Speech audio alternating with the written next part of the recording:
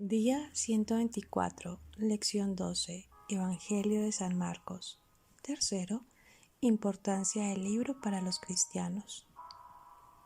La tradición de la Iglesia antigua de que Marcos escribió para cristianos en Roma e Italia está a tono con la situación histórica de estos cristianos en la segunda mitad del siglo I. En el año 64 después de Cristo, Roma fue azotada por un devastador incendio. De los 14 barrios de la ciudad, solo 4 se salvaron. Comenzaron a circular rumores de que el propio Nerón, emperador de Roma, había causado la catástrofe. A pesar de que esos rumores sin duda carecían de fundamento, Nerón se esforzó en buscar chivos expiatorios. Popea Sabina, su esposa judía, puede haberle sugerido cargar la culpa sobre los cristianos, que en aquel entonces eran impopulares entre los habitantes de la urbe. Como ellos se negaban a representar a Dios mediante estatuas y a participar en el culto del emperador, se los tenía por ateos. Y como en la Santa Cena comían el cuerpo y bebían la sangre de su Señor, se les acusó de canibalismo.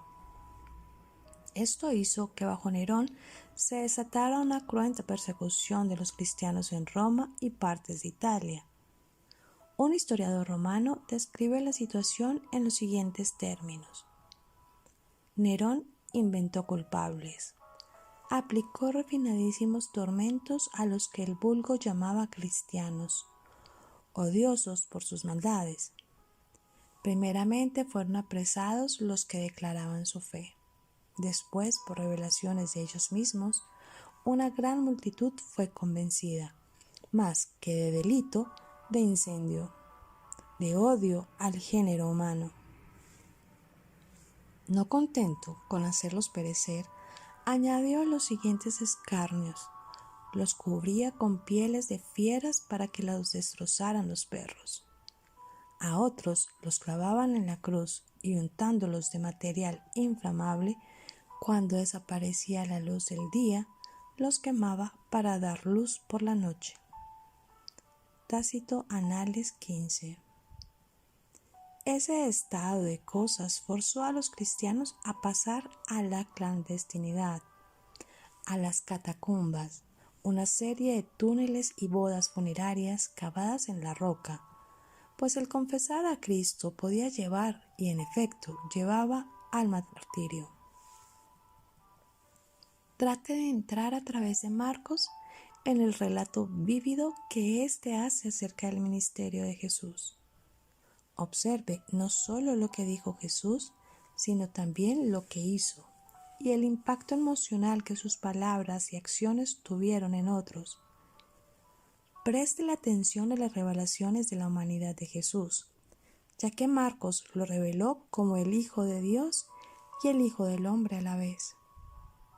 Marcos es el más sencillo y claro de los evangelios. Usa un lenguaje preciso y enérgico, como si fuera un reportaje. Se nota que los distintos episodios de la vida del Señor Jesús que circulaban de manera oral, Marcos los recogió y para juntarlos utilizaba palabras como después, en aquellos días, enseguida, etc. El término griego eutos, que significa luego, después, inmediatamente, lo utiliza Marcos unas 40 veces.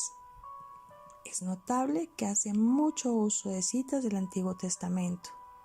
Marcos quiere presentar al Señor Jesús en acción, como para probar que sus hechos demostraban que era el Cristo. Por eso, el aspecto narrativo es mayor que el registro de enseñanzas del Señor. La narración ocupa un 45% en Marcos, mientras que solo el 25% en Mateo, 34% en Lucas y el 16% en Juan.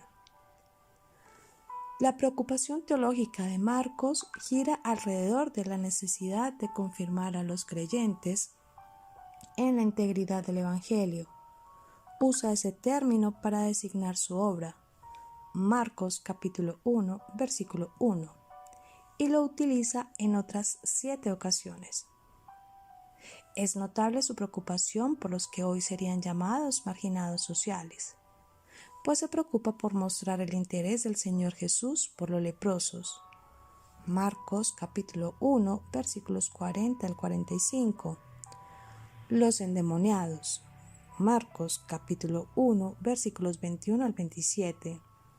Los extranjeros. Marcos capítulo 7 versículos 24 al 29. Los niños. Marcos capítulo 9 versículos 36 y 37.